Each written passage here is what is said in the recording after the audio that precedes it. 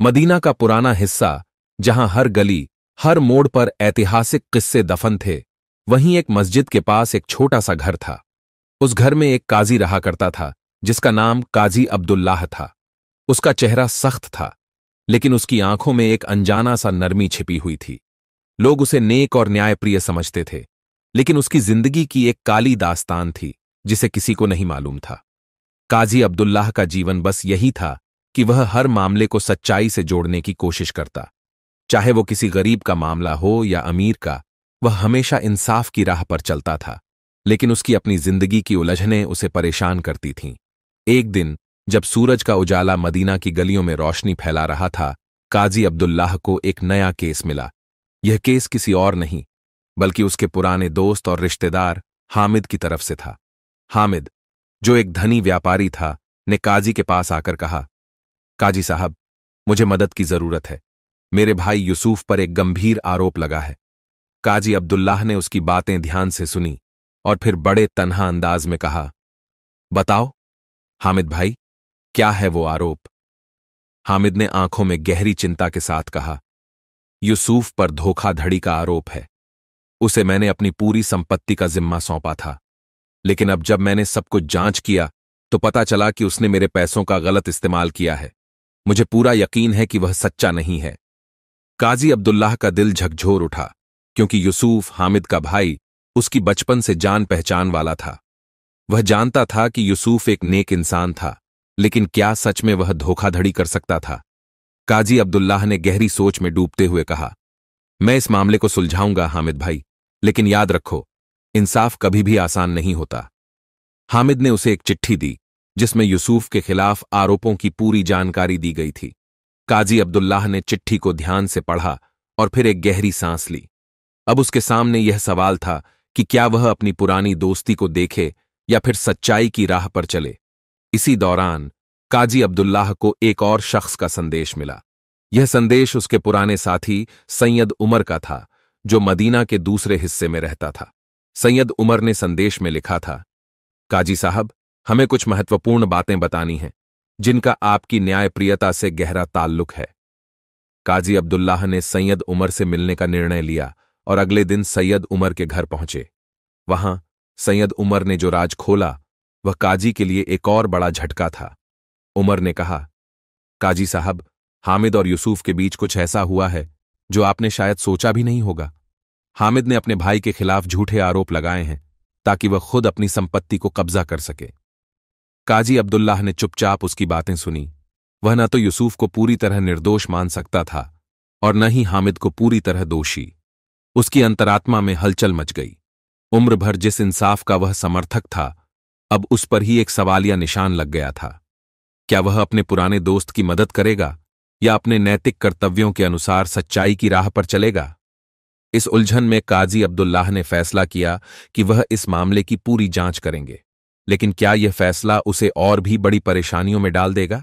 काजी अब्दुल्लाह के मन में कई सवाल थे, और वह न तो अपनी पुरानी दोस्ती की कीमत चुकाना चाहता था, न ही उसे अपने आत्मसम्मान से समझौता करना।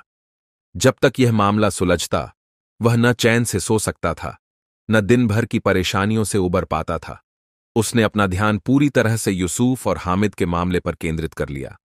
एक गहरी सांस भरते हुए उसने सबसे पहले यूसुफ से मिलने का निर्णय लिया। मदीना के बाजार में चलते हुए काजी अब्दुल्लाह ने यूसुफ को खोजा। वह अपने छोटे से घर में अकेला बैठा था और उसकी आंखों में किसी अज्ञात चिंता का समुंदर छिपा हुआ था।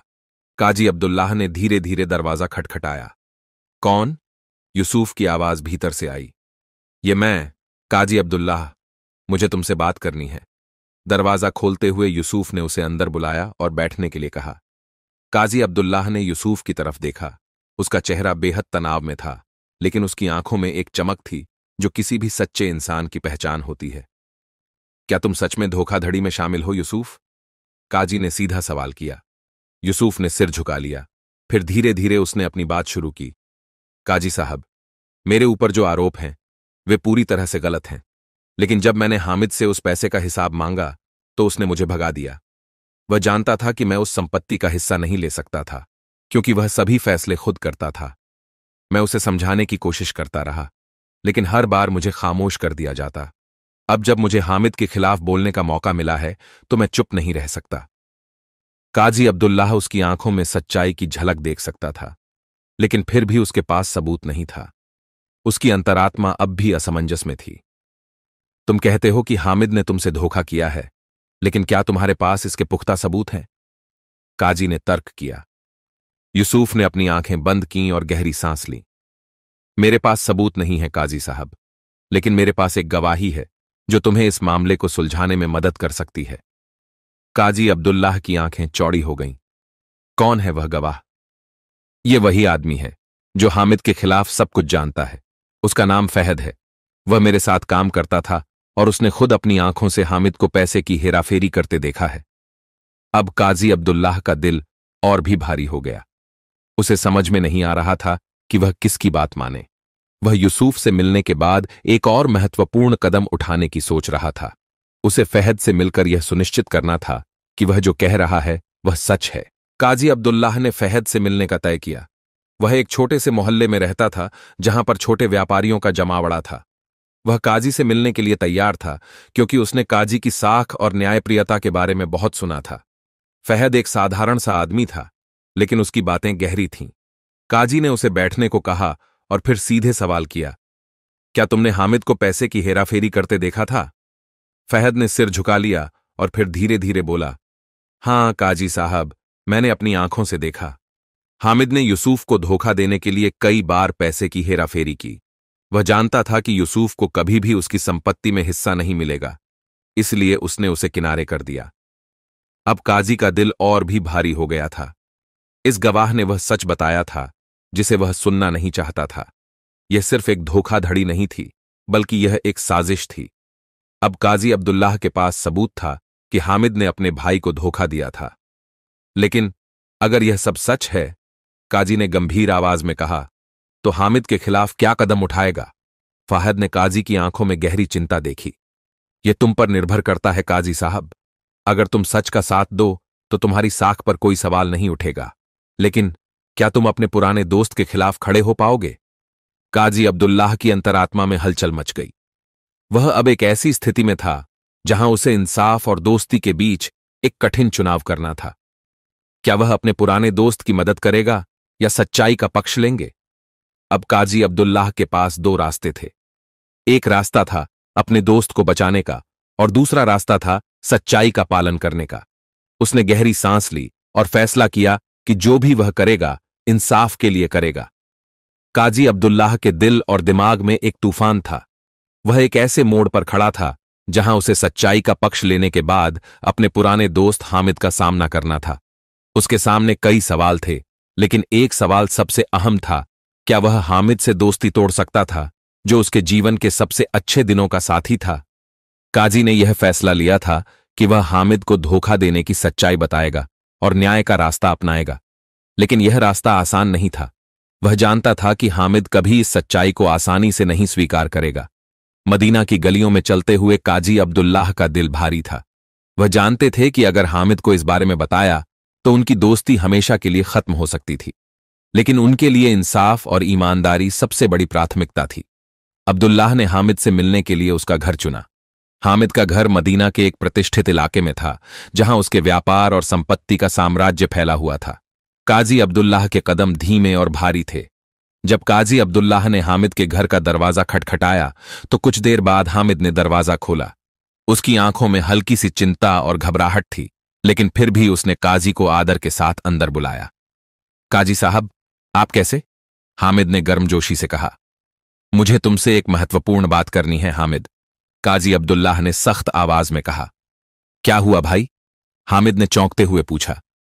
यह एक गंभीर मामला है हामिद। मुझे तुम्हारे खिलाफ कुछ ऐसे सबूत मिले हैं जो तुम्हारी सच्चाई को उजागर करते हैं, काजी अब्दुल्लाह ने सीधे और स्पष्ट शब्दों में कहा। हामिद की आंखों में एक पल के लिए डर की झलक आई, लेकिन उसने तुरंत अपने चेहरे पर एक मुस्कान लाकर कहा, कौन सा मामला काजी साहब? काजी अब्दुल्लाह ने एक गहरी सांस ली और फिर उसने यूसुफ और फहद की गवाही का जिक्र किया। मैंने यूसुफ और फहद से बात की है। उन्होंने मुझे बताया है कि तुमने अपने भाई यूसुफ के खिलाफ धोखाधड़ी की है। तुमने उसे जानबूझकर संपत्ति से बाहर किया और उसका हक छीन लिया। हामिद का चेहरा पीला पड़ गया। उसकी आंखों में एक झूठी सी चमक थी, लेकिन उसकी आवाज में डर साफ झलक रहा था। यह झूठ है काजी साहब, तुम यकीन करो, यह सब फहद और यूसुफ की साजिश है। वे मेरे खिलाफ साजिश रच रहे हैं। काजी अब्दुल्लाह की आंखों में दृढ़ता थी। मैंने तुम्हारे खिलाफ जो गवाही सुनी है वह सिर्फ तुम्हारी नहीं बल्कि एक सच्चाई की गवाही है। तुमने अपने भाई का विश्वास तोड़ा, उसकी मेहनत और संघर्ष को नकारा और उसे धोखा दिया। हामिद का चेहरा अब पूरी तरह से बदल चुका था। उसकी आंखों में गुस्सा और अवसाद का मिलाजुला भाव था। उसने अपनी आवाज को कड़ा करते हुए कहा, तुम्हें क्या लगता है काजी साहब, क्या तुम मुझे कमजोर समझते हो? क्या तुम मेरे खिलाफ खुलकर सामने आ सकोगे? काजी अब्दुल्लाह ने उसकी आंखों में गहरी नजर डाली और कहा, तुम्हारी ताकत नहीं बल्कि तुम्हारा झूठ मुझे डराता है हामिद। मैं तुमसे इस धोखे का हिसाब लूंगा। इंसाफ के बिना इस दुनिया में कोई राहत नहीं है। हामिद की आंखों में अब घृणा और नफरत की झलक थी। उसने काजी अब्दुल्लाह की बातों को अनसुना करते हुए कहा, तुमने जो फैसला किया वह तुम्हारा है, लेकिन याद रखना काजी साहब, मैं तुम्हारे खिलाफ हर रास्ता खोल दूंगा। काजी अब्दुल्लाह ने गहरी सांस ली और बिना कुछ कहे वहां से चला आया। उसका दिल भारी था, क्योंकि उसने एक ऐसी दोस्ती को खत्म किया था जो उसे कभी बहुत प्यारी थी। लेकिन अब काजी अब्दुल्लाह को एक और कड़ा फैसला लेना था। उसे इस मामले को अदालत तक ले जाना था, जहां उसे पूरी सच्चाई सामने लानी थी।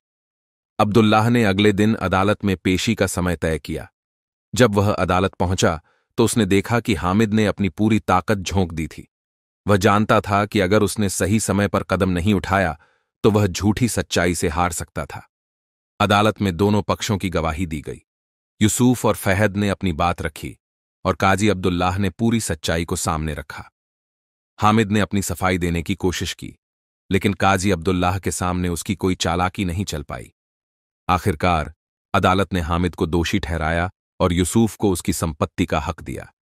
यह एक ऐतिहासिक जीत थी, लेकिन काजी अब्दुल्लाह का दिल भारी था।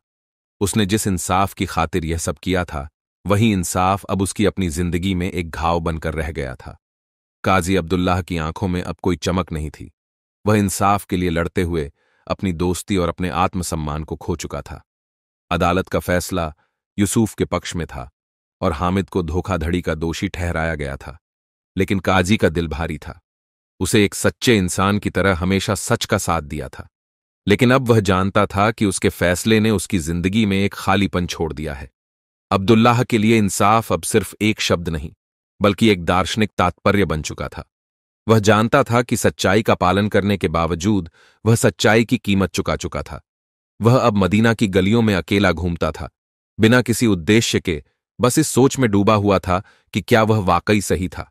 हामिद की काली साजिश का पर्दाफाश होते ही उसे अपनी गलती का एहसास हुआ। उसकी आत्मा का बोझ अब और भी बढ़ चुका था।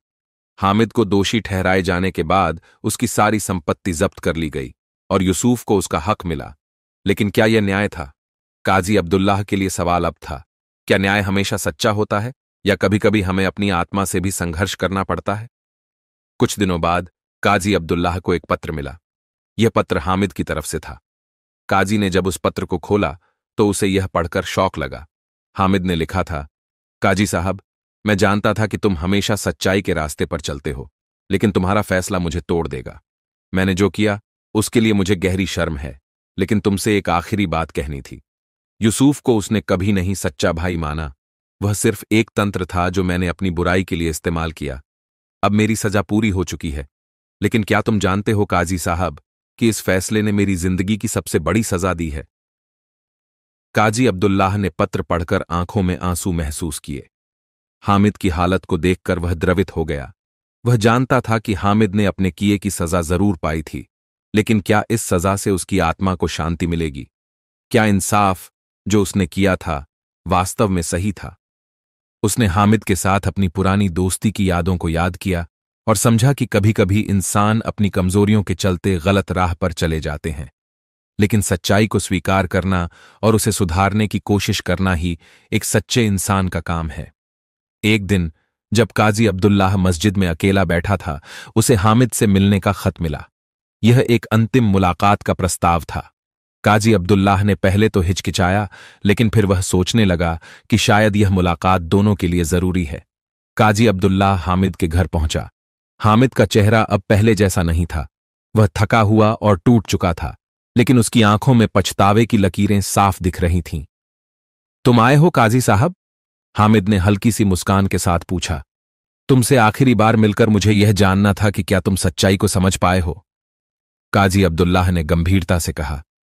हामिद ने गहरी सांस ली और फिर कहा, मैंने अपने किए पर पछताया है। मैंने अपनी ताकत और संपत्ति का गलत इस्तेमाल किया, लेकिन अब मुझे एहसास हुआ है कि मैं खुद को धोखा दे रहा था। जब तक मैं अपने दिल से सच्चाई को नहीं स्वीकारता, तब तक मुझे शांति नहीं मिल सकती। तुम सही थे काजी साहब, जो तुमने किया वह इंसाफ था। काजी अब्दुल्लाह ने कुछ समय के लिए चुप रहकर हामिद की बातें सुनी। फिर उसने कहा, इंसाफ की राह हमेशा कठिन होती है हामिद, लेकिन अगर हम सच्चाई के साथ खड़े होते हैं तो हमारे दिल में शांति मिलती है। दोनों ने एक लंबी चुप्पी में बिताई। यह पल न तो किसी जीत का था, न किसी हार का।